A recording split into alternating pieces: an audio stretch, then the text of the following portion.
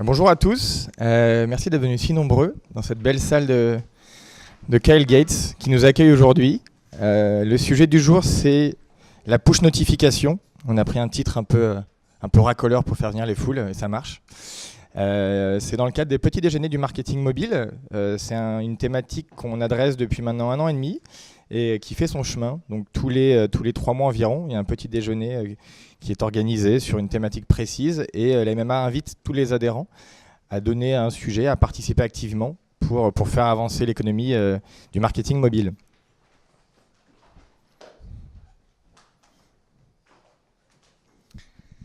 Donc je me présente, moi je suis Martin Jaglin, je dirige une société de marketing mobile qui s'appelle Aussitôt.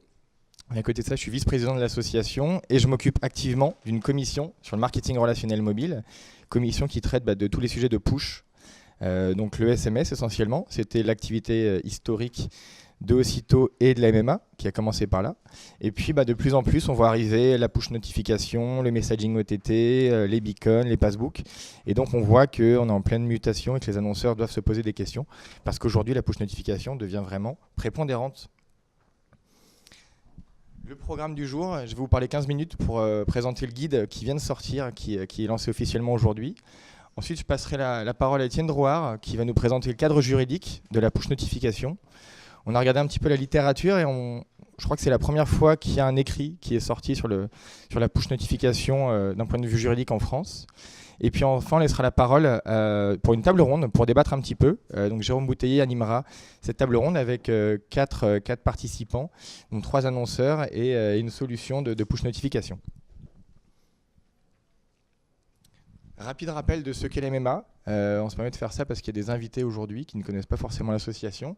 La MMA, c'est avant tout des événements comme celui-ci. Il y a aussi un forum qu'on fait depuis 2 ans, auquel pas mal de vous ont été cette année en décembre, qui rassemble entre 300 et 400 personnes de l'industrie du marketing mobile, avec un beau parterre d'invités, dont des ministres cette année.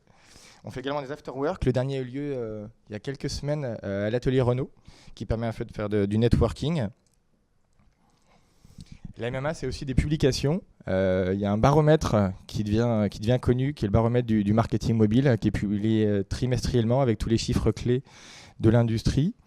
Et puis également la newsletter qu'on envoie chaque lundi avec un digest. Si vous avez raté l'actualité du mobile, vous devez retrouver dans cette newsletter à peu près tous les grands thèmes qui ont été adressés. Et en projet pour cette année, on espère qu'on va réussir à le sortir, mais j'ai pas de doute, un guide sur le marketing mobile du type le marketing mobile pour les nuls, avec tous les sujets qu'on peut avoir dans l'association. Et enfin, ce qui anime la Mobile Marketing Association, ce sont les commissions. Une commission service smartphone et tablette, donc sur les applications, qui a lieu d'ailleurs cet après-midi. Philippe, c'est bien ça ? Au Bon Coin, voilà, pour tous les acteurs de l'application mobile. Publicité Big Data, animée par Pierre Guémard, sur tous les sujets de display, de programmatique, et plus généralement de publicité mobile. Le M-Commerce, un sujet toujours d'actualité. Alors dans le M-Commerce, c'est une commission qui traite à la fois des ventes qui sont faites depuis le mobile, mais aussi des ventes qui sont faites en magasin grâce au mobile. On l'oublie trop souvent. Vie privée, tous les sujets autour de la vie privée. Et puis enfin, la commission dont je vous ai parlé, marketing relationnel, qui traite du SMS, de la push notification, de l'email sur mobile, de la push notification, etc. On va rentrer dans le vif du sujet pour ce guide qu'on lance officiellement aujourd'hui. Il y a quelques guides qui sont déjà sortis sur le sujet. Souvent, c'était des guides propriétaires, c'est-à-dire que c'était une solution qui promouvait son white paper. Donc, c'était pas forcément totalement neutre parce qu'il y avait un mélange d'information et de commercial. On a voulu, dans ce guide, rassembler des acteurs qui sont concurrents. Et donc, je leur dis déjà merci d'avoir participé. Il y a Captain qui a participé, maintenant qu'il faut appeler Microsoft, parce qu'ils ont changé de nom récemment. Voilà. User Agent qui est actif sur les applications et sur la push notification également, donc Loïc Payet qui a contribué, et puis également Christophe Borde de IBM, anciennement XTFI, qui a également participé à ce white paper. Pour résumer les grandes lignes de ce guide, qu'est-ce qu'on dit ? On voulait déjà dire que c'était un problème de riche, cette push notification. Pourquoi ? Parce qu'il n'y a jamais eu autant de clients en mobilité. Aujourd'hui, il y a 110% de pénétration si on s'en tient aux cartes SIM en France. Il n'y a jamais eu autant de Français qui ont été équipés en smartphone. D'après le dernier baromètre de la Mobile Marketing Association, on est à 58%. Alors vous verrez des études où on entend parler de 60-70%. Et puis enfin, jamais les canaux de push mobile n'ont été aussi nombreux. En plus du SMS, il y a la push notification, il y a le passbook, il y a le beacon, et ça va être l'un des sujets de la table ronde. Comment ces différents canaux coexistent, comment ils viennent en complément ou en cannibalisation de l'email ou d'autres canaux de push. Mais donc voilà, c'est un problème de riche pour les directions marketing et techniques parce que tous les critères sont réunis pour pouvoir activer cette push notification, mais on ne sait pas comment l'adresser. Et c'est surtout un sujet qui devient incontournable. Il y a encore quelques années, on pouvait s'en passer. Aujourd'hui, on voit que les audiences mobiles sont en train de dépasser les audiences web. C'est le cas dans les médias. Tout à l'heure, il y a Emmanuel Alix de l'équipe qui en parlera peut-être, mais ces audiences mobiles ont dépassé ces audiences web. Au sein de cette audience mobile, c'est l'application qui draine 86% de l'audience mobile. Et au sein de ces applications, c'est la push notif qui est le meilleur ami, le meilleur outil pour faire de la visite sur les applications. Donc on voit que cette push notification, qui paraissait anodine il y a encore quelques temps, elle est au cœur de l'écosystème mobile et elle est au cœur de l'écosystème digital tout court. Quelques définitions. Il y a beaucoup de prestataires ou de partenaires qui ont leur propre wording. On a essayé un peu d'unifier tout ça. À gauche, la push notification qu'on va appeler classique, que vous recevez assez régulièrement avec le titre, un petit bout de texte sur iOS. Juste à côté, pour Air France, on est sur l'in-app message. C'est la notification qui est envoyée pour les personnes qui ont leur application qui est ouverte uniquement. Donc on peut faire une espèce de cross-sell à l'intérieur de l'application. Et ça permet notamment d'aller chercher pour les e-commerçants ou les m-commerçants des paniers plus élevés. La push notification enrichie, on peut aussi l'appeler rich push notification, il y a pas mal de wording, mais l'idée c'est d'introduire du visuel, du son et de la vidéo au sein de ces push notifications. Et ça, c'est notamment l'une des choses qui l'a différencié avec le canal SMS, qui reste très puissant, mais qui reste texte uniquement. Et puis enfin, on a mis un petit format qui est uniquement Windows, qui est la vignette interactive. Sur Microsoft et qui permet d'avoir aussi une interaction assez agréable avec l'application. Un petit point sur l'opt-in, ce qu'on ne sait pas forcément toujours. Après, il y a Étienne Drouard qui fera un descriptif plus précis sur le cadre juridique. Mais rapidement, ce qu'il faut savoir, c'est que par défaut, les personnes sont opt-in sur Android. C'est-à-dire quand elles téléchargent une application, qu'elles vont sur le store d'Android, sur le Play Store, il n'y a pas jamais de questions, les petites questions qu'il y a sur Windows ou qu'il y a sur l'App Store, pour proposer d'être opt-in et d'être consentant aux push notifications. Donc par défaut, vous avez un parc sur Android qui a 100% opt-in pour les push notifications. Après, à vous d'en faire ce que vous voulez. Soit vous pouvez très bien rajouter une pop pour reposer la question, parce que les personnes, quand elles sont opt-out par défaut, elles n'aiment pas forcément recevoir la première push notification qui est plus intrusive. Soit vous pouvez en bénéficier et puis juste traiter les désabonnements à chaque campagne de push notification. Sur l'opt-out, les pratiques s'uniformisent. Aujourd'hui, on peut d'une part se désabonner depuis l'application, dans la section paramètres de l'application, et on peut aussi le faire depuis 4.0 sous Android également sur le système. C'est-à-dire que si vous allez dans les paramètres du téléphone, vous pouvez vous désabonner ici. Ça, c'est quelque chose d'assez nouveau en marketing relationnel, en marketing direct, parce qu'on a toujours eu le contact direct entre le client qui se désabonne et le désabonnement, alors qu'ici, il y a Apple, Windows ou Android ou Google qui peuvent avoir des données que vous n'avez pas. Donc vous allez envoyer sans notification. Il y en a quelques-unes qui vont être bloquées par Apple, par Google ou par Microsoft parce que c'est eux qui vont garder ces informations-là. Comment optimiser son opt-in et son opt-out? C'est une question qu'on se pose souvent. Est-ce qu'on fait, on garde ce que propose Android, à savoir tout le monde est opt-in par défaut et puis après on arrose. Ce qu'on voit de plus en plus, c'est qu'on peut faire ces pratiques-là, ces pratiques un peu de push, mais le risque, c'est la désinstallation de l'application. On connaît tous des stats qui sont effarantes sur les applications. Une application qui n'est pas aimée, en moyenne, dans les 2 jours, elle est effacée à 86%. Donc si vous amusez à trop arroser avec les push notifications, le risque, c'est la désinstallation pure et dure de l'application. Donc pour ça, on propose d'être plus malin que ça et de donner envie. Ça peut passer par du wording. À gauche, sur se loger, plutôt que d'être pushy dès le début, la proposition qui est faite, c'est de montrer la plus-value de la push notification. Plutôt que de faire la même recherche à chaque fois, si vous l'enregistrez, que vous la mettez en favori, que vous déclenchez l'alerting, vous aurez une annonce en avant-première dès que l'annonce sortira. Very Last Room, qui marche beaucoup aussi sur la notification. Pareil, ils ont une façon d'annoncer la notification qui est moins basique qu'une petite push, qu'une petite pop-up de proposition. Donc c'est à moi que tu parles, activer les notifications. Et puis enfin SNCF Transilien, pour éviter d'envoyer trop de mauvaises nouvelles à tous les utilisateurs des RER et des métros en Ile-de-France, la proposition qui a été faite, c'était de segmenter. Donc déjà, il y a une segmentation par ligne. Si je prends que le RER A, je m'en fiche des autres RER et des informations qui en sont afférents. En revanche, le RER A m'intéresse. En revanche, je veux avoir des informations que entre 7h et 9h, parce qu'à 9h, je suis arrivé au bureau, donc j'ai aucune envie d'être pollué par des messages à ce moment-là. Et puis, que la semaine, parce que le week-end, je ne prends pas le RER. Et enfin, on peut même paramétrer le son. Est-ce que je veux de la notification sonore? Est-ce que je veux juste de la vibration? Voilà. Et c'est que ces méthodes-là, inspirées du reverse marketing, c'est-à-dire que vous faites à la demande ce que veut le consommateur, qu'on va réussir à segmenter, donc à moins polluer les personnes et être plus pertinentes. Et puis quelques best practices. Il y en a beaucoup plus dans le guide, mais j'en ai mis 3. La première, ça fait longtemps qu'on en parle de cette push notification géolocalisée. Contrairement au SMS, même s'il y a des expérimentations qui sont en cours en France, on peut, via la push notification, géolocaliser. Donc on utilise le GPS du smartphone afin de détecter la présence d'une personne dans une zone et ensuite envoyer une notification. Là, c'est un exemple pour les Celtics, une équipe de football américain. C'est un exemple US dans lequel, quand une personne a l'application et rentre aux abords du stade des Celtics, reçoit tout un tas de push notifications qui sont proches du service qu'il peut faire. Donc il y a un mélange de serviciels. On ne le dit pas assez, mais quand on fait que de la push notification marketing, il y a plus ce caractère intrusif, alors que le service pur et dur, un petit message d'accueil quand j'arrive dans l'area des Celtics, c'est quand même plus agréable. Et puis après, faire du cross-sell, de l'upsell, etc.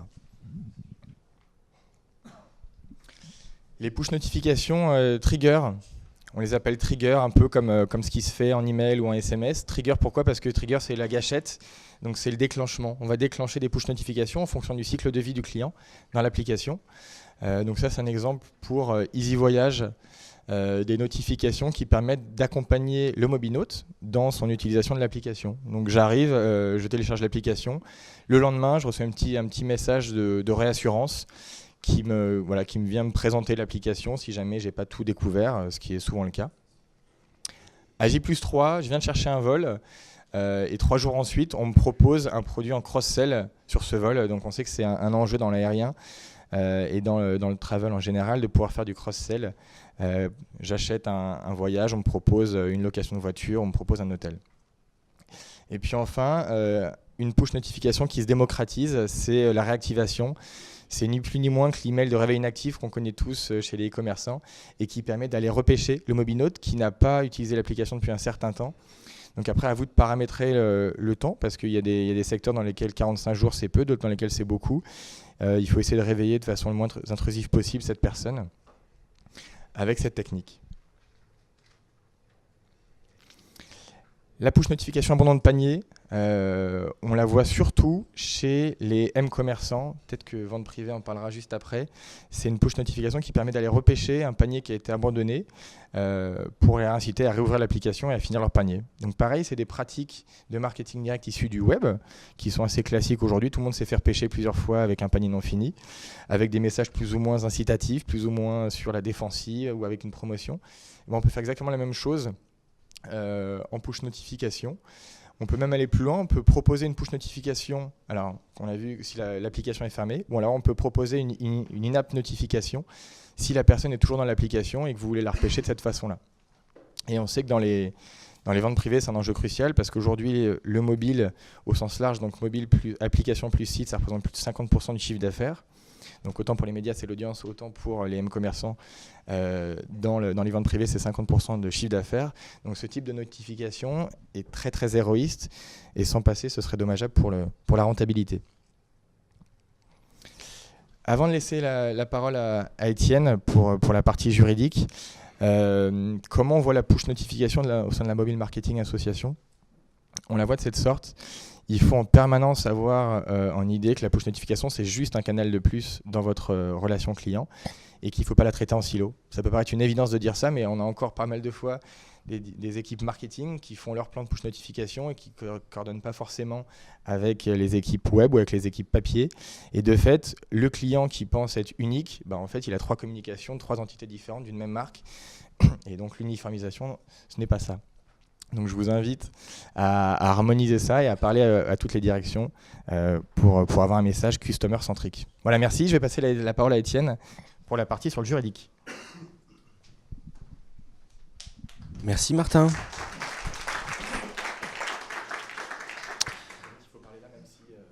Même si je ne m'entends pas, il faut qu'on m'entende. Ravi de vous accueillir. Vous êtes sur les Champs-Élysées dans un cabinet dont vous ne connaissiez pas le nom. Alors pour les dîners en ville, Kyle Gates, c'est la fusion de 2 cabinets. Et Gates, c'est le père de Bill Gates qui a cofondé l'une des 2 moitiés qui ont fusionné en 2008. Et justement, cette fusion a été l'occasion de couper le cordon ombilical avec Microsoft, parce que le cabinet a grandi avec Microsoft. Ils sont partis de 30 avocats à Seattle à 700 quand le père Gates senior a quitté le cabinet.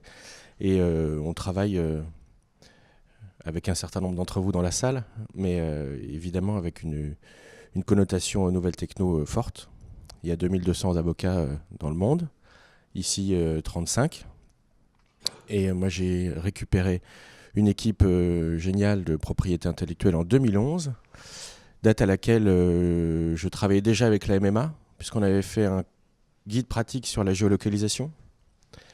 Et je suis ravi de collaborer à nouveau, de vous accueillir ici. Je sais qu'il fait un peu chaud, mais la clim est au maximum vers le bas, donc si vous avez trop chaud, il va falloir qu'on ouvre les fenêtres. Le travail qui a été fait ici sur les push notifications consiste à regarder si une loi existe pour l'encadrer, depuis quand et ce qu'elle dit. Ça va mieux ?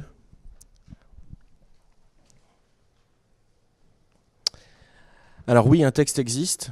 Le seul qu'on puisse regarder aujourd'hui, c'est un texte issu de la loi pour la confiance dans l'économie numérique qui date de 2004 et qui a été faite pour la prospection par courrier électronique. Alors, quand Martin m'a demandé ce qu'on pouvait penser du cadre juridique des notifications, j'ai regardé ce qu'on définissait. On définit d'abord ce qu'est une prospection directe. C'est le fait de promouvoir des produits ou des services ou de promouvoir l'image d'une entreprise qui fournit des produits ou des services. C'est une définition qu'on retrouve à plusieurs endroits dans le droit de la consommation, le droit de la publicité. Et finalement, quand on avait légiféré en 2004 sur la prospection directe par courrier électronique, on a défini une prospection directe, on va dire classique. Et donc, dans la plupart des cas, vos notifications peuvent rentrer dans cette définition très large. Le seul fait de promouvoir une entreprise sans que ce soit une offre précise, c'est déjà de la prospection directe. Néanmoins, le législateur a parlé de prospection directe parce qu'il envisageait le marketing direct. Il a complété cette définition par une deuxième branche qui est que ce qui est régulé, c'est l'envoi d'une offre qui promeut une entreprise ou des produits ou des services par un moyen de communication directe qui utilise les coordonnées d'une personne physique, coordonnées qui sont des données personnelles. C'est aussi un critère de précision qui est apporté dans la loi. Et ce sont des données personnelles qui ont été recueillies auprès de la personne. Et donc à cette époque, en 2004, on envisage vraiment la prospection directe par courrier électronique à travers l'email et le SMS, également la prospection par fax, qui consiste à avoir des coordonnées vers lesquelles on va porter un message. Ce qui n'est pas exactement le cas en matière de notification, même si vous allez pousser un message à travers les numéros SDK et autres identifiants personnalisés que vous pouvez avoir à travers l'application et dans le terminal mobile. Néanmoins, ça n'a pas été fait pour porter une prospection directe autrement que par un moyen où les personnes ont fourni leurs coordonnées. Première différence donc, le périmètre des prospections dont on parle, depuis 2004, ce sont les prospections destinées à une personne avec des coordonnées qu'elle a fournies. Et c'est ce qui fait s'écarter le régime des push notifications du régime de la prospection directe par courrier électronique. Deuxième caractéristique, le par courrier électronique en 2004, il signifie quoi ? Il signifie qu'on va voir dans une définition donnée en droit européen en 2002 et puis en droit français en 2004, de ce qu'est le courrier électronique. Et c'est une définition qui a été élaborée par des ingénieurs télécoms à partir des années 2000, qui vient du droit européen en 2002. Un courrier électronique, c'est l'envoi de tout message, quelle qu'en soit la nature, texte, son, image, multimédia, etc., qui attend son destinataire dans une boîte de réception. et qui est envoyé, disponible jusqu'à ce que la personne récupère le message. Et il y a une notion de tangibilité du contenu qui est diffusé. Je peux l'appréhender, je le garde dans une boîte de réception, éventuellement je peux le transférer. Et c'est ça qui est dans l'esprit du législateur et qui est dans la définition légale du courrier électronique. Là où on a une différence avec les push notifications, c'est qu'elles ne sont pas entièrement assimilables à la notion de courrier électronique. Parce qu'on peut prévoir que la notification va apparaître pendant quelques secondes à un écran, pendant quelques minutes, jusqu'à ce que la personne la récupère, mais elle ne peut pas l'appréhender. Le message va disparaître une fois qu'il a été lu. Tous ces éléments qui sont paramétrables peuvent constituer des différences avec les définitions du courrier électronique. Donc si vous stockez les notifications, vous êtes plutôt dans un régime de courrier électronique, ça ne va pas changer votre vie, on va le voir juste après, heureusement. Et si vous ne les stockez pas, on est sur du message instantané, de la même manière que les chats instantanés, si ça existe encore, sans historique de la conversation, ne sont pas des courriers électroniques au sens de la définition légale. Troisième élément à regarder, une fois qu'on s'est dit est-ce que la définition est adaptée, quelles sont les règles? Martin en a déjà parlé. 2 types de droits qui existent depuis que la protection des données personnelles existe. Le droit de s'opposer ou le droit de consentir à. Pour le consentement ou l'opt-in. C'est une manifestation de volonté libre, spécifique et informée par laquelle une personne accepte un traitement de ses données. Typiquement, lorsque je réponds à la question oui ou non, souhaitez-vous recevoir des push notifications, on m'offre un droit à consentir. Puisque je ne peux pas être silencieux. Si c'est non, c'est non. Si c'est pas non, c'est un consentement explicite.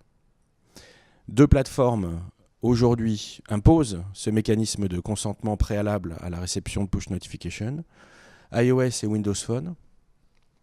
Vous pouvez éventuellement vous dire que vous allez faire autrement, mais sur ces plateformes, vous n'avez pas le choix parce que ce processus d'acceptation, ce n'est pas l'éditeur de l'application mobile qui le décide.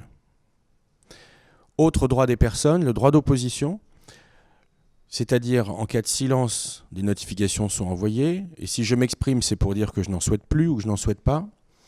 Ce mécanisme utilisé sur Android n'est pas contraire à la loi pour la confiance dans l'économie numérique, n'est pas contraire aux règles qui ont été posées en matière de prospection directe par courrier électronique. D'abord, il n'est pas contraire parce que peut-être cette loi ne s'applique pas si on n'a pas les caractéristiques d'un courrier électronique et puisqu'on n'a pas les caractéristiques exactes d'une prospection directe. Deuxième manière de voir les choses, imaginons que la loi s'applique ou que les régulateurs estiment que la LCEN s'applique aux push notifications. On peut tout à fait envoyer une prospection directe par courrier électronique, sans le consentement explicite des personnes, dès lors que les produits ou services qu'on va promouvoir sont fournis par l'éditeur de l'application mobile. En tout cas, celui que la personne voit comme étant le fournisseur du service à travers l'application. Ça signifie que si vous promeuvez par une push notification des services fournis par l'éditeur, on est dans un régime de droit d'opposition, auquel cas le mécanisme utilisé sur Android n'est pas contraire à la LCEN si on estime qu'elle est applicable. Et si en revanche vous allez promouvoir à travers une notification des produits ou services fournis par un tiers à la société qui prétend éditer l'application mobile, alors oui, une règle de consentement devrait s'appliquer. Si la LCEN s'applique, dans ce cas, une règle de consentement explicite devrait s'appliquer. Ce qui est intéressant, c'est qu'en plus de ce cadre légal, tout le marché sait que sur Apple, les conditions générales interdisent la push notification marketing, alors que finalement tout le marché en fait. Donc ce qui est dit dans les CV d'Apple, c'est qu'ils autorisent les push notifications de services. Et pour autant, le seul cas qu'on ait vu sortir Serve gratis, que tout le monde connaît, qui sont fait sortir de l'App Store, notamment parce qu'il y avait cette pratique qui était qui n'était pas respectée. Mais voilà, nous on avait essayé de contacter Apple pour avoir des informations sur le sujet. Ils renvoient au CGV, donc ils ne prennent pas trop de risques sur le sujet, mais en tout cas, voilà, sachez que théoriquement, c'est interdit la marketing sur Apple, mais qu'en pratique, pas tout le monde le fait. Et l'articulation entre cette rédaction contractuelle et la pratique consiste à mettre le positionnement en off, sauf quand l'utilisateur va accepter de recevoir des push notifications. Donc la logique, c'est que vous ne pouvez pas en envoyer sauf si la personne est d'accord, puisqu'on vous impose de poser la question oui/non. Si elle répond oui, vous pouvez en envoyer. C'est une manière pour l'application mobile de ne pas être responsable de la relation que vous avez avec une personne et des droits des utilisateurs, puisque de toute façon, les robinets sont fermés tant que la personne ne s'est pas exprimée favorablement à la réception d'une notification. Il y a la grande différence avec ce qui se passe sur Android, pour lesquels contractuellement on ne vous interdit pas d'en envoyer, puisque les canaux sont ouverts par défaut. La question que vous pouvez vous poser au niveau réglementaire, c'est si quelqu'un se plaint d'en avoir reçu alors que je pense personnellement, en tant qu'éditeur, que je n'avais pas demandé le consentement des personnes, où va se situer le débat de responsabilité ? Ce n'est pas l'éditeur qui choisit si un intermédiaire demandant le consentement des personnes va s'interposer dans la relation d'envoi d'une notification. Ce n'est pas non plus la régie publicitaire si c'est elle qui opère la fonction de notification sur l'application. Celui qui va être responsable, c'est le gestionnaire de la plateforme applicative. C'est lui qui a décidé le processus par lequel des notifications pouvaient être envoyées, avec un oui par défaut ou avec un non par défaut qui peut être débloqué par l'utilisateur. Ça signifie que, quelle que soit votre volonté en tant qu'éditeur d'application ou prestataire d'un éditeur d'application, ce n'est pas vous qui choisissez le processus. Si ce n'est pas vous qui choisissez le processus de gestion des droits des personnes, vous n'en êtes pas responsable non plus. Même si vous vouliez sur Android passer un mécanisme de consentement explicite, il faudrait déroger au processus qui est prévu par la plateforme dans les codages des applications. Ça veut dire que puisque les plateformes exercent et régissent et organisent les droits des personnes, c'est elles qui devraient être responsables d'avoir mis en place un système conforme ou non à la réglementation européenne. Donc dormez tranquille, ou en tout cas au contraire travaillez tranquille. Les droits des utilisateurs sont quelque chose sur lesquels vous n'avez pas la main. Vous faites avec ce que prévoit la plateforme applicative et vous pouvez donc faire votre travail sans vous poser davantage de questions.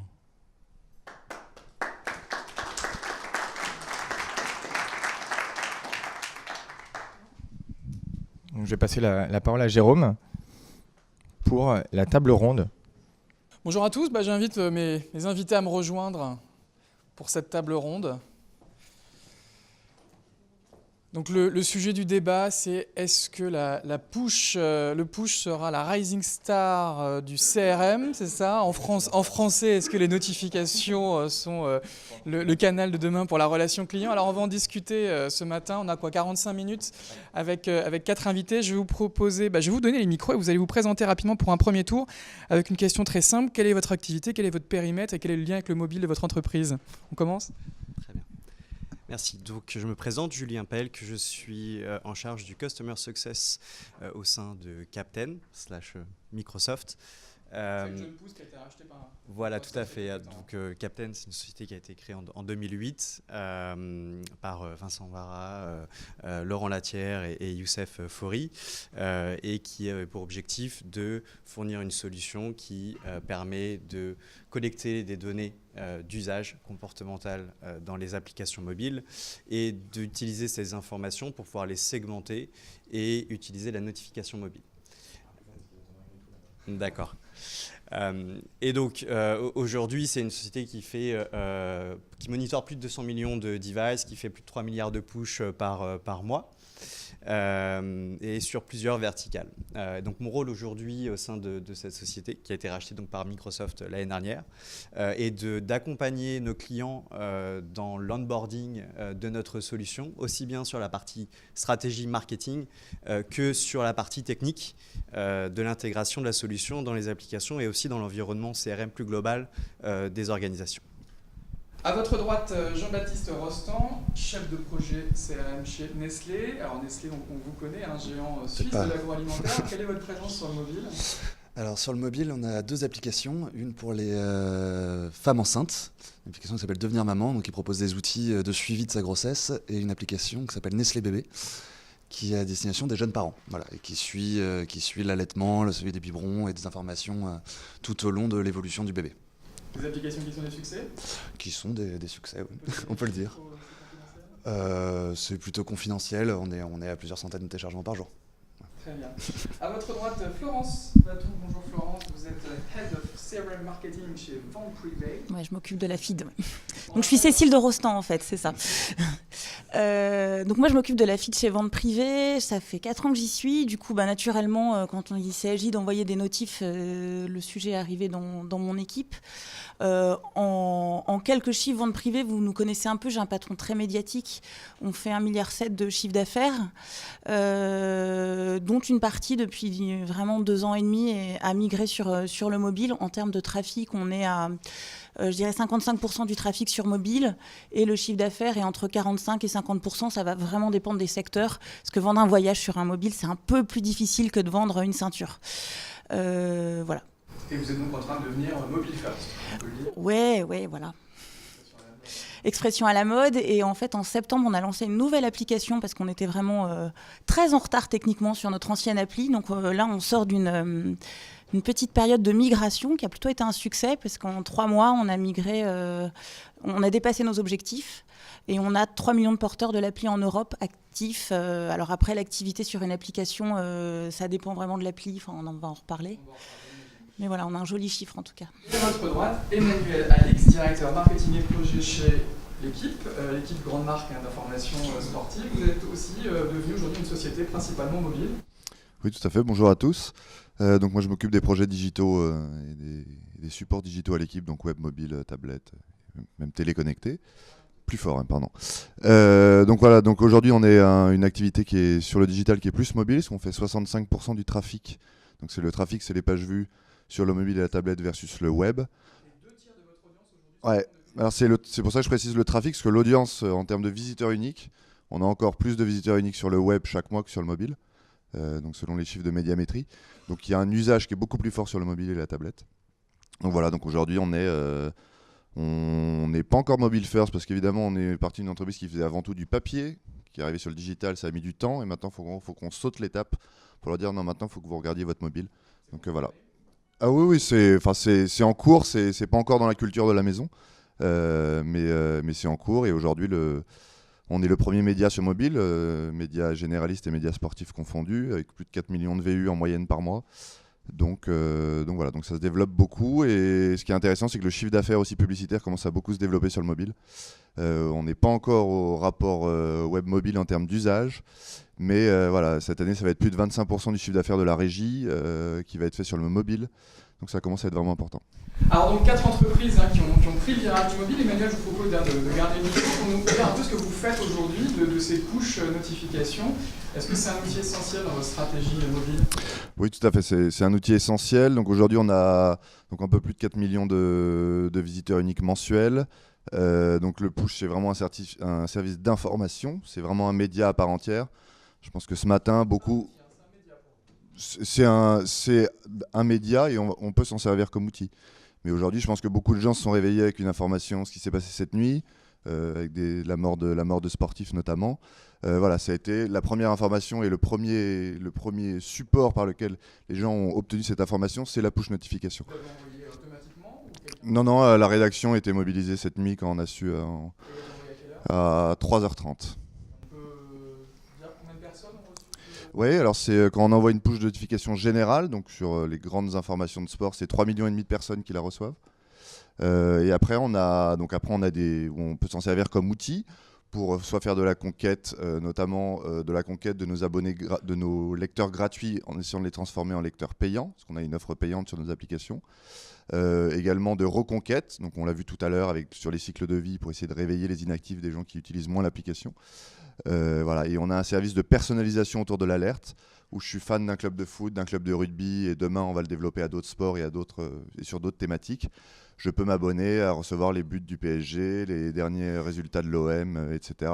Et ça, c'est aussi un chiffre important, parce que pour prendre un exemple, le PSG et l'OM, qui sont les deux clubs où on a le plus d'abonnés, on a plus de 100 000 abonnés sur chacune de ces offres, où là la personne doit s'inscrire, doit nous donner ses coordonnées pour que derrière on puisse faire un peu de CRM là-dessus.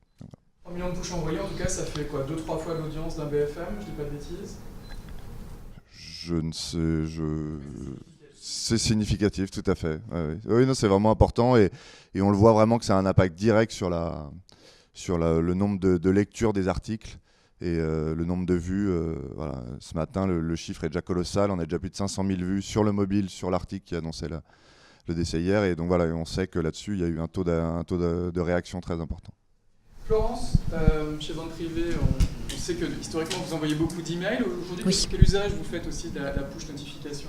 Alors, on est plus parcimonieux, parce que après, ça peut être aussi un outil. Enfin, par exemple, mes compétiteurs showroom privé envoient tous les matins une notification avec les ventes. Au début, je trouvais ça super énervant. En fait, je trouve ça super addictif. Donc, il y a aussi dans la vente privée, ça peut être un super moyen. Alors, nous, pour l'instant, la notification, c'est plutôt serviciel.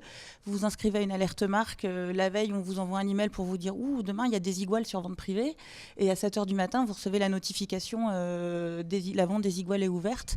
Je vous parle de Desigual parce que c'est notre best. Donc c'est pas le PSG, mais nous c'est Desigual, la marque la plus demandée. C'est une marque espagnole, c'est notre Barça à nous. Donc voilà, premier usage, c'est vraiment du service. Il y a des marques dont vous êtes fan, vous pouvez vous inscrire et vous recevez une notif. Deuxième service, c'est en cours de navigation. Enfin, vous mettez des articles dans votre panier. Les paniers chez nous, ils expirent en 15 minutes parce que en vente privée, on est dans un modèle où le stock est inférieur à la demande. Enfin, donc, nous, notre objectif, il est de vendre le stock le plus vite possible. Et donc, votre panier, on le garde que 15 minutes. Donc, 5 minutes avant, je viens de le vérifier. Là, j'ai fait une petite commande sur la vente Bel Air, les filles. Un petit top pour le printemps. Voilà. 5 minutes avant l'expiration du panier, on renvoie une notification. Mais c'est vraiment des choses super simples pour l'instant. Après, nous, on l'a vraiment utilisé aussi en communication quand on a fait la migration. Donc, moi, j'avais une ancienne application. Il fallait que je demande à des gens de télécharger une nouvelle application. C'était pas juste une mise à jour. Donc là, il y a eu tout un boulot fait par l'équipe de qualité sur... déjà, on a commencé avec des choses de branding. On a utilisé une application pour envoyer vers une page avec... il y avait une éclipse. Notre thème de communication, c'était... que la nouvelle application éclipsait l'ancienne, mais il fallait pas non plus dire que l'ancienne était pourrie. Enfin, c'est un peu compliqué. Enfin, on pouvait pas dire ouh là là, c'est nouveau, c'est super, parce que l'ancienne marchait déjà très bien. Elle buguait un peu et voilà.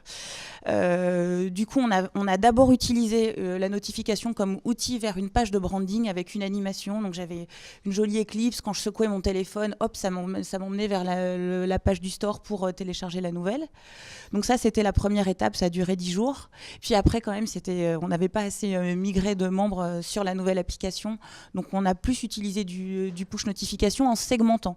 Donc très différent. On reviendra tout à l'heure voilà. sur des usages un peu plus avancés. Jean-Baptiste, même question. Qu'est-ce que vous faites exactement avec le push chez Nestlé ? Alors nous, on a vraiment une approche extrêmement servicielle. On travaille très très peu en promotion, surtout en... Vous vendez pas, Non, on vend pas. On n'est pas du tout un distributeur. On est vraiment sur une approche servicielle et sur une approche très ciblée en fonction de l'âge de l'enfant. D'accord.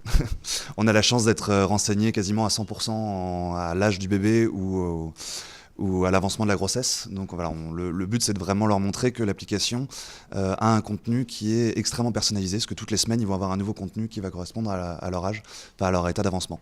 Voilà. Et avec ça, on a aussi quelques pushes plus comportementales. Par exemple, si une personne a commencé à utiliser un outil, le moment où, si pendant une journée elle ne revient pas, on va lui renvoyer pour lui dire de rappeler qu'il faut qu'elle renseigne ses biberons ou voilà, c'est notre Barça à nous, le biberon.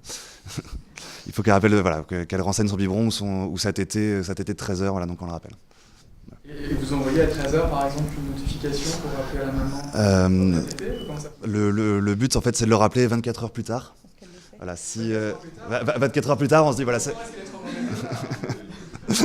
peut-être juste elle n'a pas eu le réflexe, donc voilà, lui rappeler que si elle le fait pas maintenant, tout le suivi qu'elle a n'aura plus d'intérêt, donc du coup elle risque d'abandonner l'appli. Voilà, et le but c'est de les garder le plus longtemps possible en contact avec la marque via l'appli. D'accord, donc c'est vraiment une logique de compagnon. Hein. C'est ça, vraiment. Pour les mamans. Merci. Chez Captain, chez Microsoft, quel est le principal usage pour vos clients de ce nouvel outil qui est la push notification ? Un peu tous les usages qu'on vient d'entendre là en fait. De manière générale, ça va vraiment dépendre en fait des verticales business évidemment, donc des types d'applications. Mais il y a souvent une première approche qui est vraiment de créer de l'engagement. Et de pouvoir exploiter vraiment des best practices. Alors on en a un peu parlé tout à l'heure par rapport à la notion d'opt-in. C'est déjà une notion qui peut être gérée via de la notification, donc plutôt in-app, pour pouvoir promouvoir les bénéfices de recevoir des notifications système, justement. Ça va être aussi, de manière générale, pour les médias, pouvoir générer de la breaking news et pouvoir mettre en avant la notification le plus rapidement. Ça va être, de manière générale aussi, créer un engagement fort assez rapidement dans l'application.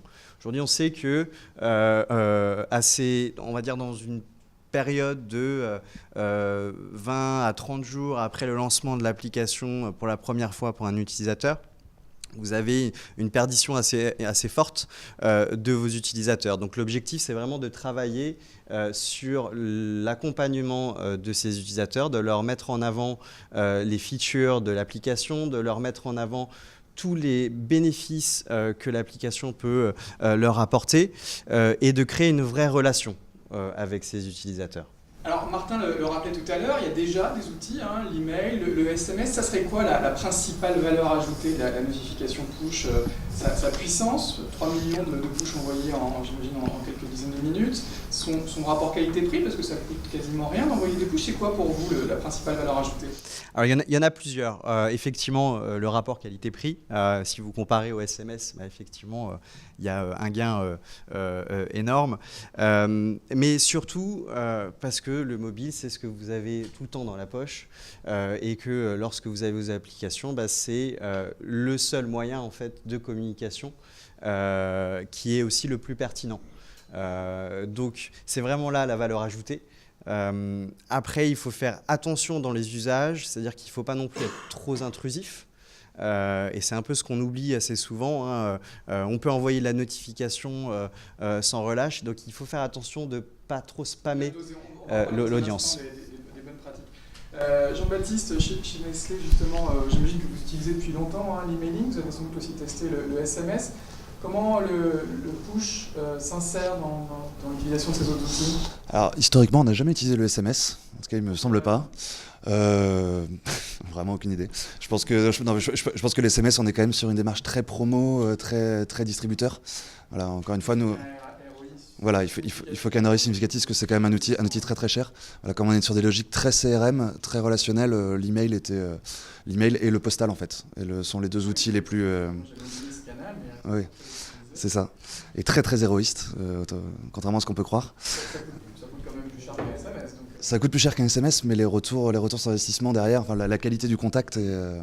Bref, c'est pas le sujet. Par rapport à l'email, je pense que c'est des canaux qui sont très complémentaires. Nous, ils se complètent notamment quand on étudie le profil des personnes. On se rend compte que nos inscrits sites, nos inscrits email ont des profils très différents de nos inscrits applis, qui ont des profils nettement moins promophiles.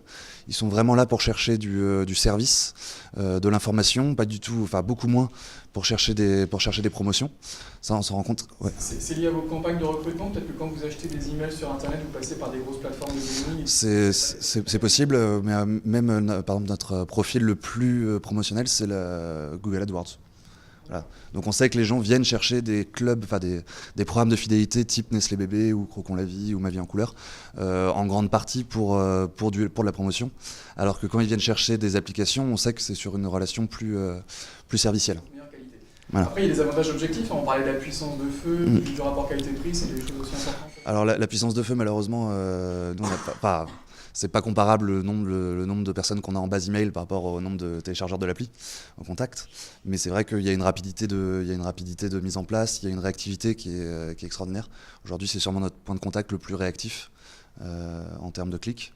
Enfin, je pense que c'est surtout ça les avantages, et on sait qu'on a une relation assez privilégiée avec les téléchargeurs de l'appli grâce au push. Florence, sur vente privée, on sait que vous utilisez depuis longtemps. L'emailing, c'était quand même le principal canal de relation client. Ça continue. C'est quoi la valeur ajoutée du push par rapport à l'emailing? En fait, il y a vraiment deux choses. Il y a une bonne équation entre la cible, parce que nous, les porteurs de l'application, sont nos meilleurs clients. Et en plus, quand ils sont opt-in, c'est vraiment mes best.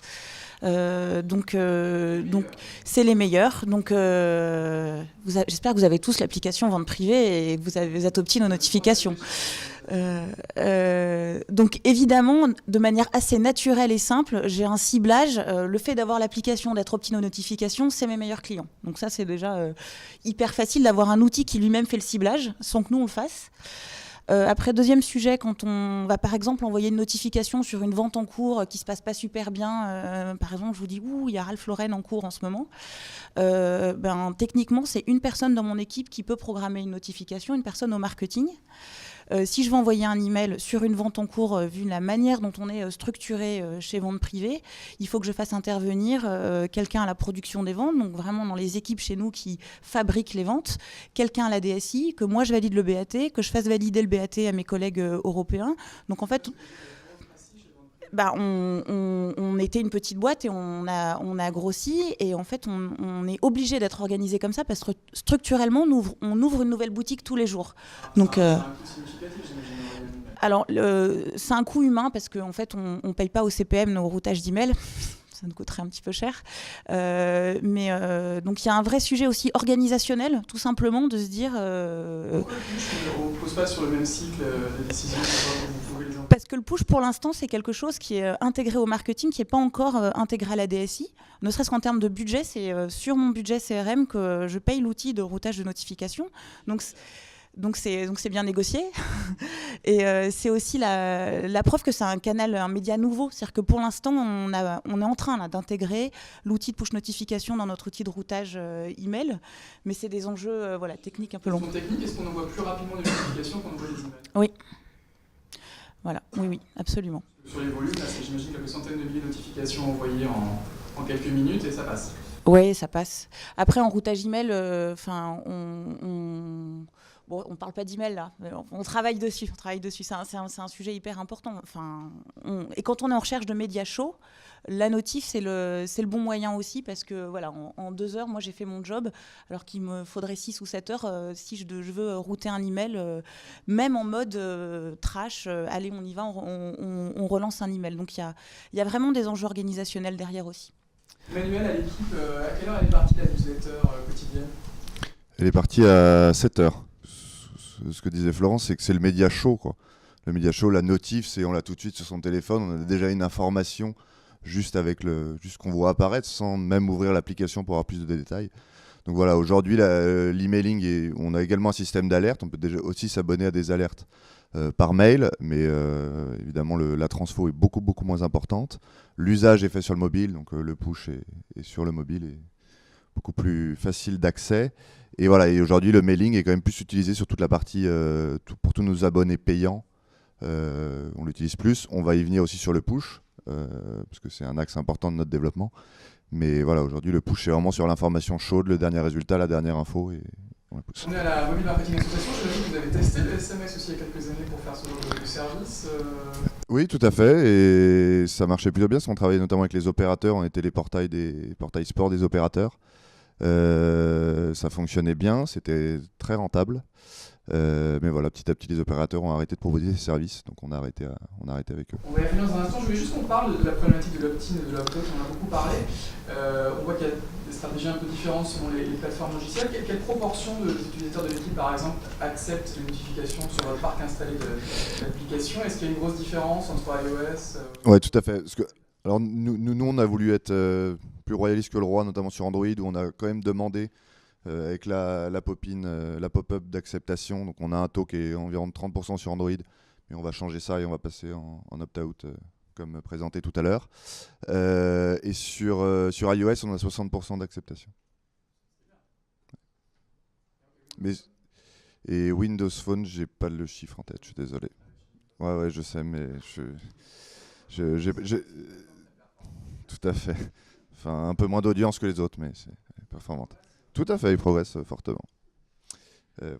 Florence, justement, quelle proportion de vos clients ont accepté, enfin de vos utilisateurs de l'appli ont accepté les notifications? Est-ce qu'il y a des différences entre Apple, iOS et Windows?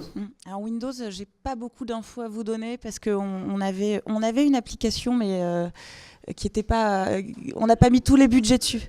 Avec plaisir, mais c'est pas moi qui m'occupe du user experience, mais avec plaisir. Sur Android, on est quasiment à 100% parce que la nouvelle appli lancée en septembre était vraiment beaucoup mieux sur Android. Enfin, Il y a eu un vrai saut techno. Donc, fatalement, on a recruté des nouveaux utilisateurs donc, qui sont plus friands des notifications. Donc, sur Android, on est quasiment à 100%. Sur iOS, on est à 30%. Mais il y a un vrai enjeu de réoptimisation. Enfin, ça, c'est un truc qu'il faut qu'on s'y mette in-app, leur proposer de s'optimiser, nous dire ce qu'ils veulent vraiment. Mais grosso modo, ils nous le demandent hein, quand on a mis en place en ce moment un formulaire pour remonter dans l'App Store de notification de notre application. Enfin, en fait, quand on repère un utilisateur fréquent, on lui affiche un formulaire en lui demandant soit de nous noter, soit de nous dire ce qu'il pense de notre application dans un formulaire qui est renvoyé vers une boîte mail chez nous. Donc, ça a un super avantage, c'est que ça fait qu'on remonte dans l'App Store avec des bonnes notes parce que c'est des utilisateurs fréquents qui nous notent. Et puis surtout, on récupère de l'info. Et en fait, dans tous les pays où on est présent, ce qu'ils nous disent, c'est permettez-moi de choisir ce que je veux recevoir comme notification. Donc, ils nous demandent vraiment une page d'opt-in avec je veux recevoir un peu comme l'exemple transilien là, qui était super intéressant. Je veux recevoir le lundi, le mardi sur telle vente, etc. Donc, c'est heureusement des choses qu'on a commencé. Ouais. C'est des choses qu'on a commencé à travailler, mais il y a une vraie volonté d'utiliser la notif, de la personnaliser. Enfin, en tout cas, nous, c'est vraiment ce qu'on récupère comme info des membres. Jean-Baptiste, quelle proportion de vos Alors nous, c'est... applications acceptent les notifications? Alors c'est un sujet qu'on ne travaille pas du tout assez. Sur iPhone, on est autour de 30%, il me semble. Voilà, ça me rassure un petit peu d'entendre que... C'est ça. Et sur Android, pour le coup, je ne connaîtrais pas le pourcentage. On est vraiment sur l'opt-in automatique. Je ne connaîtrais pas le pourcentage d'opt-out, quoi, mais ça doit être beaucoup plus élevé. Hein. Et sur Windows, on n'a pas d'appli Windows, malheureusement. Julien va vous offrir un café. Alors Julien, vous êtes effectivement une filiale de Microsoft désormais, mais j'imagine que vos notifications elles vont sur tous les environnements du marché aujourd'hui. Ça serait quoi les chiffres du marché sur l'acceptation de notifications? Donc oui, tout à fait. Donc on est effectivement cross-platform. C'est assez délicat en fait de fournir un chiffre. Parce qu'on l'a vu là aussi avec quelques exemples, hein, ça va dépendre des types d'applications, des services qu'on fournit au sein des applications. Les médias, forcément, vont avoir tendance à avoir des chiffres plutôt élevés parce que naturellement, les utilisateurs vont s'obstiner, ils veulent recevoir de la news.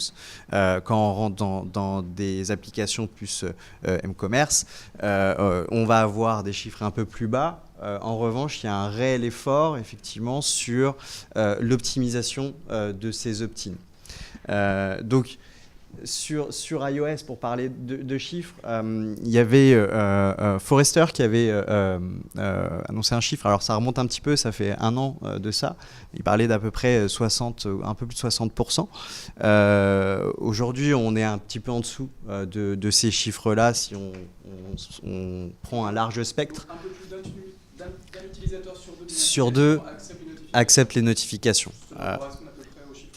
Voilà. Sur Android, il n'y a pas réellement cette notion de chiffre puisqu'on va gérer de l'opt-out plus que de la notion d'opt-in. Donc dire que c'est 100%, c'est pas faux. Alors ça l'est un petit peu moins, mais c'est effectivement dans cet ordre-là.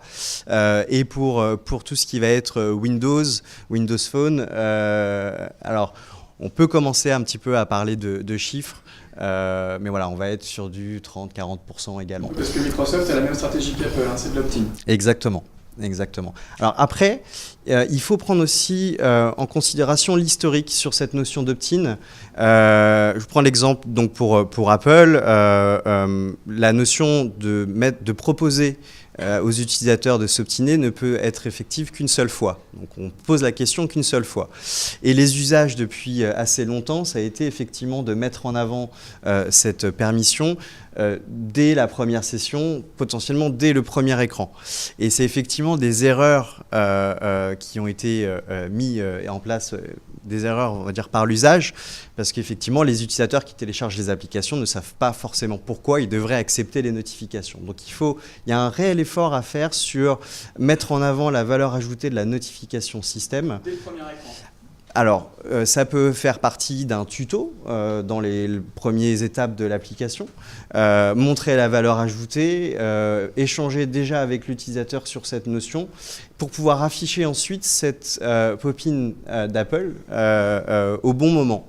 Ça peut être aussi effectivement dans des paramétrages de l'application quand on leur propose des types d'alertes et à ce moment-là de présenter le choix. Donc, parce que, voilà, si on a raté un peu cette première opportunité, il y en a beaucoup d'autres, on peut reproposer l'optimisation. C'était ça alors, alors il y a un peu de travail à faire, mais effectivement, si on présente dès le départ cette pop-in d'Apple notamment, on ne pourra plus la représenter plus tard. Donc il faut vraiment se poser la bonne question, est-ce que c'est le bon moment de présenter cet élément ou pas? Parce que ensuite, si vous voulez réactiver le push system auprès des utilisateurs, il faut leur indiquer qu'il faut aller dans les settings du device pour l'application en particulier, et là ça devient compliqué. Alors j'imagine qu'il y a aussi des gens qui avaient accepté les push notifications, mais peut-être qui ont décidé de les arrêter parce qu'il y avait trop d'envois. Ça doit arriver parmi vos clients. Ça peut arriver. Ça peut arriver, effectivement. Ça revient au sujet tout à l'heure de spam.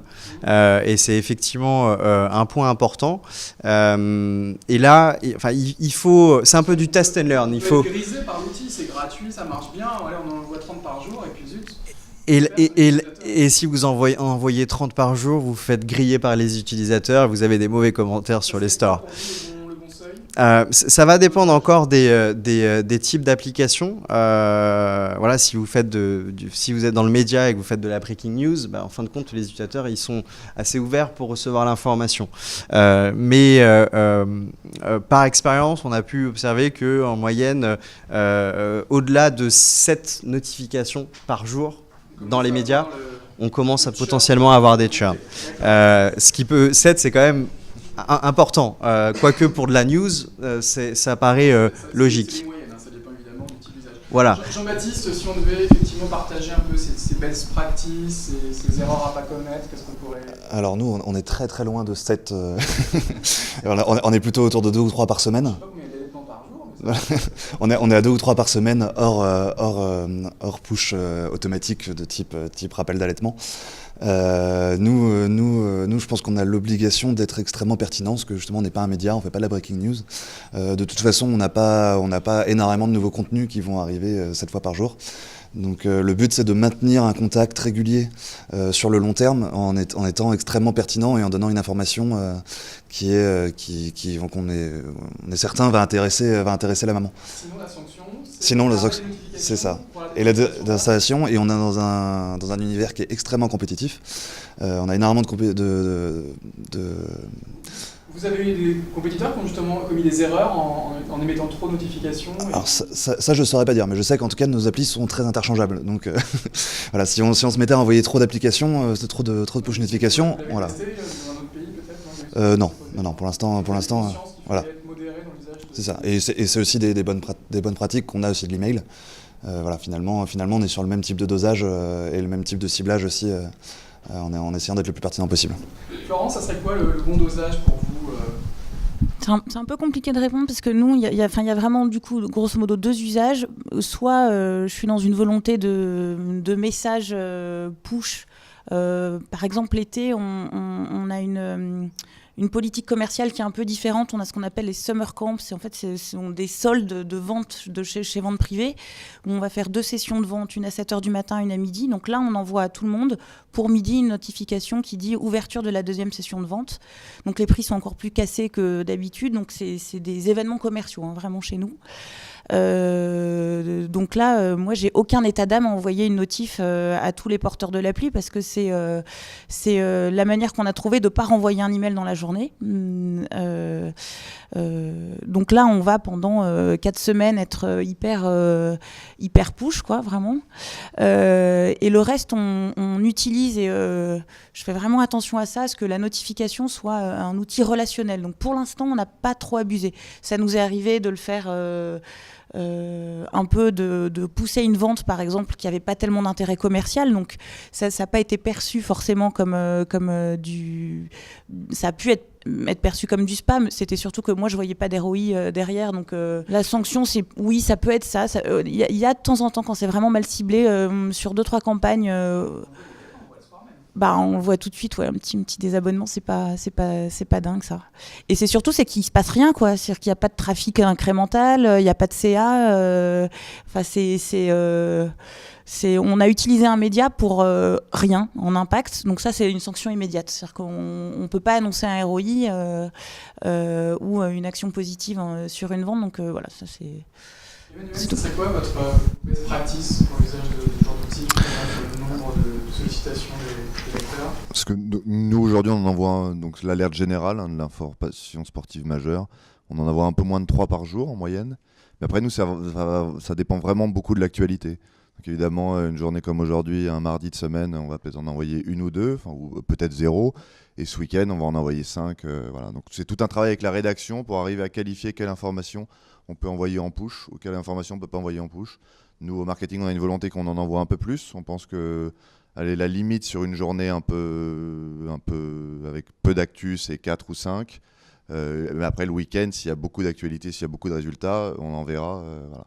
Et après, sur les gens qui vont s'abonner à un club ou à une information plus précise, là, on leur envoie l'intégralité des contenus qui sont écrits sur cette thématique. Alors justement, Martin tout à l'heure parlait des usages un peu plus avancés, on parlait de segmentation des utilisateurs, de géolocalisation, de trigger marketing.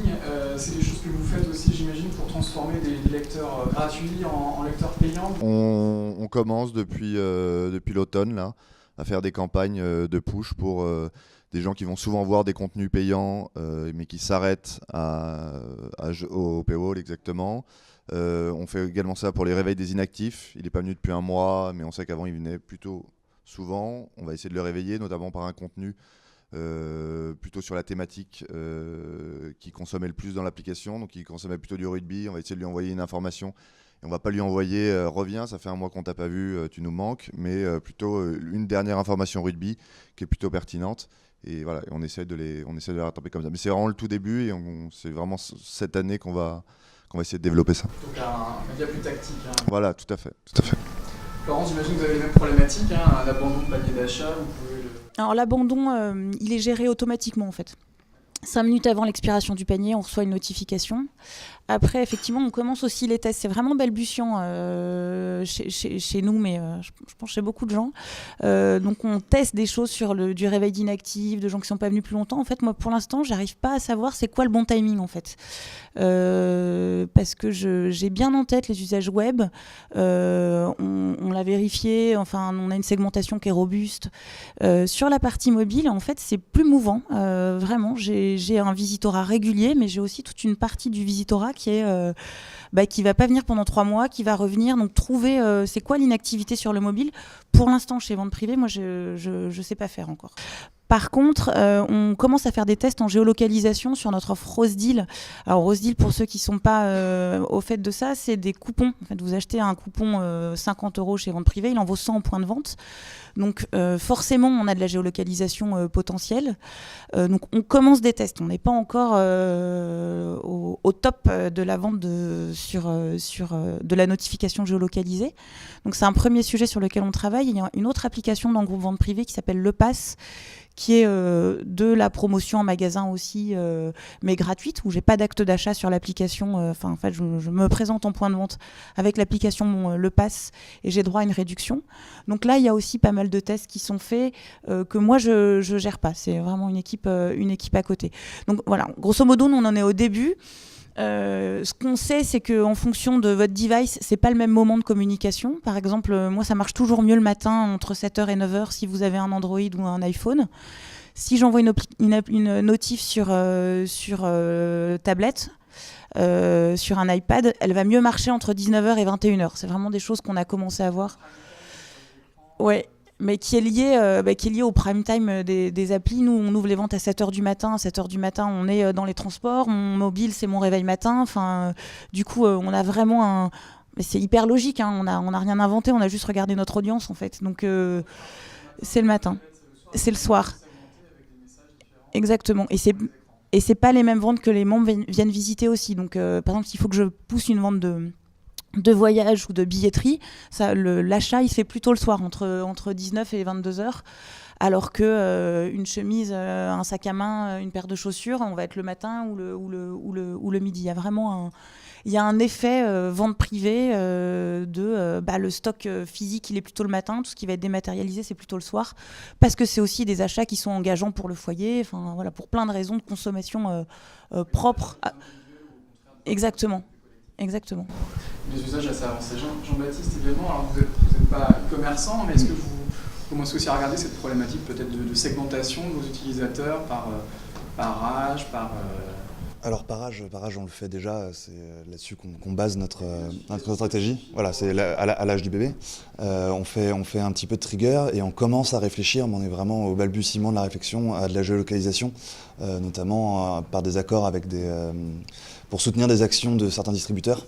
Voilà. Vous faites par exemple des bons de commande, Alors on fait beaucoup de bonnes réactions, pas sur mobile, mais voilà, on est en train de réfléchir comment on pourrait soutenir des opérations trade en magasin avec de la géolocalisation des applis, voilà, en disant si vous passez à moins de 3 km de tel carrefour, rappelez qu'il y a une offre. Voilà, pour l'instant on est vraiment au tout début, on a quand même un problème de masse, de nombre de porteurs de l'appli pour que ça devienne intéressant, donc je pense qu'il faut attendre que ça grossisse un peu. Vous pouvez proposer à tous les porteurs de l'appli des coupons de réduction en fonction d'un distributeur ça pourrait être ce type d'action. Hein. Voilà, mais on est encore vraiment au tout début des réflexions, donc rien de très concret. D'autres usages un peu plus avancés on fait un peu de réveil d'inactifs, on fait de la relance aussi suite au téléchargement pour toutes les personnes qui n'ont pas rempli leur profil. Voilà, donc c'est vraiment pour essayer d'aller chercher aussi de l'opt-in email via ça. Et on fait aussi de la relance des gros utilisateurs pour noter sur l'App Store. Voilà, des choses assez classiques. Julien, on voit des usages marketing très avancés. Du coup, ça oblige souvent les solutions de push à coexister avec des solutions CRM. L'intégration se passe bien ? Alors, à coexister ou à fournir aussi la solution. C'est un peu le cas c'est notre cas en tout cas. Nous, oui, et puis c'était notre positionnement en fait dès le départ chez Captain, hein, puisqu'on fournit une solution qui permet de collecter les données et qui permet de faire la segmentation, donc travailler sur cette notion de CRM et d'utiliser vraiment la notification comme canal de communication. Et on retrouve un peu les usages qui ont été dits ici, de pouvoir segmenter sur les types de contenus consultés, sur soit des achats ou des thématiques. Ou des données plutôt déclaratives qui peuvent être spécifiées dans l'application pour vraiment engager la relation avec l'utilisateur. Donc ça, c'est quelque chose sur lequel on a une bonne expérience aujourd'hui. Effectivement, il y a une disparité sur le marché en termes de maturité. Il y a beaucoup d'acteurs aujourd'hui qui commencent seulement à apprendre cette notion sur le mobile, qui parfois essayent de reproduire ce qu'ils font sur le web, et c'est là où il faut prendre un peu de recul parce que l'usage sur le mobile est quand même différent que sur le web. Donc ça c'est un premier point. Après, la cohabitation, évidemment, une solution comme la nôtre, on n'est pas là pour remplacer tout l'organisation CRM qui a été mis en place déjà au sein des entreprises, et donc c'est important effectivement de pouvoir cohabiter.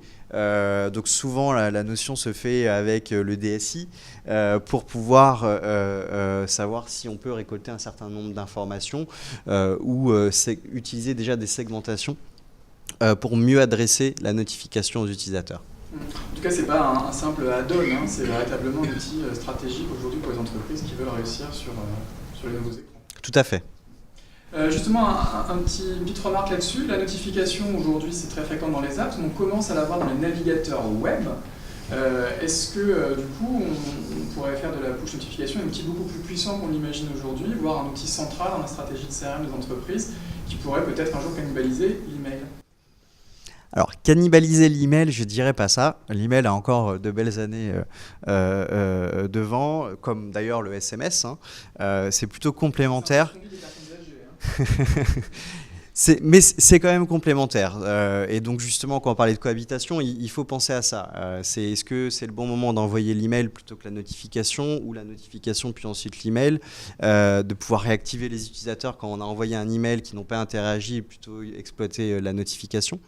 Et effectivement, les capacités aujourd'hui sur de la notification sur desktop, sur des sites web, sur des sites mobiles, ce sont des choses qui sont de plus en en plus possible aujourd'hui. Alors nous, on le fait déjà depuis quelques années en fait, sur des sites mobiles, sur des sites web, on peut faire de la notification, avec en revanche un principe qui est sur mobile, on parle beaucoup de notification système, notification hors app, donc lorsque l'utilisateur n'est pas en session. En revanche, sur le web ou le site mobile, on est forcément en session quand on engage la relation avec l'utilisateur. Donc oui, on le fait. C'est quelque chose aujourd'hui qui est encore très peu exploité. Donc on est un peu tôt aujourd'hui sur cette notion en termes d'usage. D'accord. Un mot de la fin également, Jean-Baptiste, peut-être sur votre usage des apps, c'est que le début ? C'est que le début et en fait le nerf de la guerre aujourd'hui, en tout cas dans un groupe comme Nestlé, c'est d'arriver à prouver le ROI. Aujourd'hui, on arrive très bien à le faire à la fois en postal et en email via à la fin, chaque année une étude avec Kantar qui nous permet de connaître le chiffre d'affaires incrémental. Voilà, donc cette année, la grosse évolution, ça va être d'intégrer dans cette étude Kantar les téléchargeurs de l'appli, les utilisateurs de l'appli et les opt-in push, justement pour calculer le chiffre d'affaires incrémental.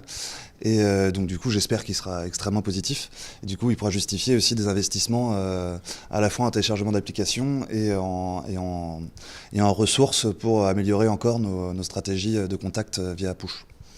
Voilà. Et on rappelle donc votre application. Devenir maman et Nestlé bébé. Florence, un mot de conclusion ? Je crois que c'est que le début. Enfin, là, on a un peu hâte, nous, de voir ce qui va se passer avec l'iWatch, l'Apple Watch, pardon. J'apprendrai le mot quand on l'utilisera vraiment. Et puis, je pense qu'en fait, il y a un vrai sujet des écrans et c'est quoi le bon écran et c'est quoi le bon moment. Mais en fait, tout ça, ça me semble être quand même que du CRM. Donc le métier qu'on fait tous depuis 10 ans et on parle de mobile, mais c'est juste c'est surtout le même client chez nous parce que la visite mobile, elle n'est pas indépendante de la visite web. Et puis c'est que par exemple dans notre calcul de règles de segmentation, par exemple quand je veux regarder la visite, qu'elle soit web ou mobile, je la regarde. Enfin c'est le même visiteur pour moi. Complètement, ouais. Mais un jour, je pense que je ferai des relances, au lieu de faire des relances clickers par email, je les ferai en notif, mais ça va pas tarder. Mais j'ai un petit sujet technique d'intégration après. Mais c'est que du CRM, quoi. Merci. Emmanuel, aussi un petit mot de conclusion ? Oui, il y a encore plein de choses à faire, notamment Android qui nous permet d'envoyer des notifications multimédia, aujourd'hui avec des images, des textes plus longs. On le fait pas encore, mais on souhaite le faire. Sans doute demain des vidéos dans la notif directement. Donc voilà, donc il y a encore plein de choses à faire, notamment sur le CRM pour mieux segmenter et connaître nos utilisateurs mobiles. Très bien, merci à tous. Il est 10h15, on est arrivé au terme de cette table ronde. Donc on vous invite tous à télécharger l'application de l'équipe.fr, à télécharger l'application de Vente Privée. Il y a un petit top qui a l'air d'être très sympa. À télécharger les applications Nestlé, surtout si vous voulez devenir maman. Et à consulter Microsoft aussi bien pour ses solutions de push que pour son OS mobile, visiblement, doit encore convaincre quelques grands noms du secteur. Merci à tous.